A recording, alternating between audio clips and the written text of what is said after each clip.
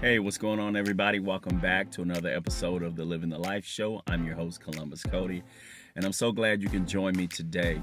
Just want to share something with you that has blessed my spirit, that God has placed within my spirit over the last few days. I went to the dentist on Monday, and I had a tooth removed. And not long ago, I had a root canal and a crown put over the tooth as they were trying to save the tooth. And what happened was the root fractured. Okay, so underneath the crown, it was starting to become infected. So they had to actually remove the tooth.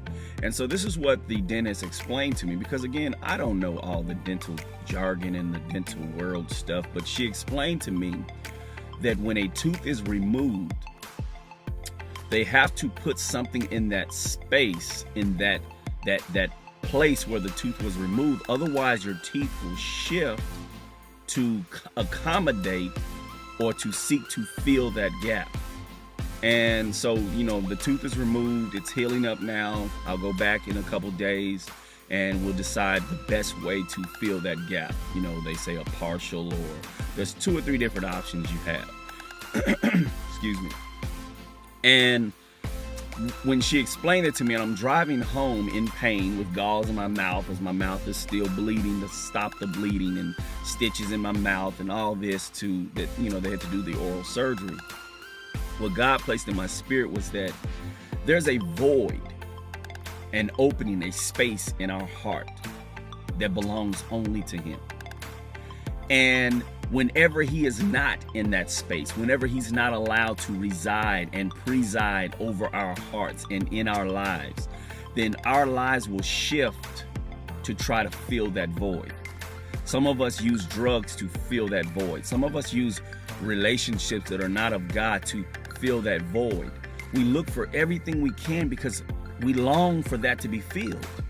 We shift our life around to fill that void, and the only thing that can fill that void is a proper relationship with Him. There's a part of your heart, no matter how much money you have, you're still going to feel a sense of loneliness because that part belongs to Him.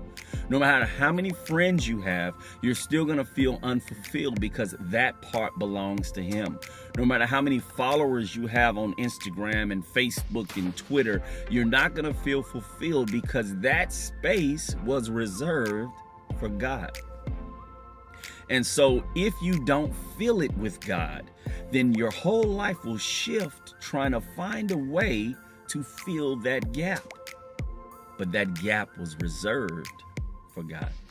So the moment you ask Him into your heart, the moment you seek after Him and you say, Lord, I want you to lead. Lord, I want you to be the one that has dominion in my life. I want you to lead me. I want you to guide me. I want you to show me how to live a life that pleases you. Once you say that, that void is filled and things begin to line up in your life the way they should. Everything is not automatic. Here's the crazy thing. We expect God to snap a finger and make everything in our life right, but we're impatient with Him to get us back to where we're supposed to be. But we want Him to be patient with us as we continue to do it our way. Just wait, Lord, wait, let me enjoy my life before I come to you. But the whole time you can't really enjoy life because of the void. Something's missing. God is missing. And when God is allowed to get back to where He's supposed to be, life takes on a whole new meaning. Life becomes enjoyable. Even in lack, you have life. I may lack proper resources, and I don't have a lot of money, and I don't have a lot of fame, and I don't have a lot of friends, but I got a lot of Jesus.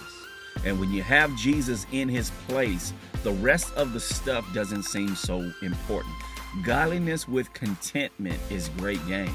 You learn to be content with the things that you have because you realize that with God, you can do all things. That means when I don't have this, I got God, I'm okay. When I do have this, but I have God, I'm okay. On the flip side, you can have all that stuff and don't have God, and you'll still feel like you have nothing. So here's what I recommend, and I pray that you will pray with me. I recommend that you ask Jesus into your heart today. Tell him that you feel something's missing. You feel there's a void. You feel there's lack in your life. You just haven't been able to put your thought to it. You haven't been able to put your hand on it. What is it that's missing? But now that I've watched this video, I know what's missing. You're missing, Lord. And because you're missing, I want you to enter my heart. I want you to guide my steps. I want you to show me how to live this life. And if you show me how to live this life, Lord, and you make it make sense to me, Lord, and you make it plain for me, Lord, I vow to you, I promise you, I will live this life for you. I'm tired of my life shifting to make room, and it's never going to be fulfilling without you. So I ask you today to take your proper place in my heart. Be my guide, be my God, and I will be your son. That's my prayer. So I want you to take a moment, pray that prayer, ask God into your heart, and then I want you to share this video with someone else to encourage them to give God their whole heart. Encourage them to give God everything that's within them. God is patient. God will continue to shape, mold, work with you.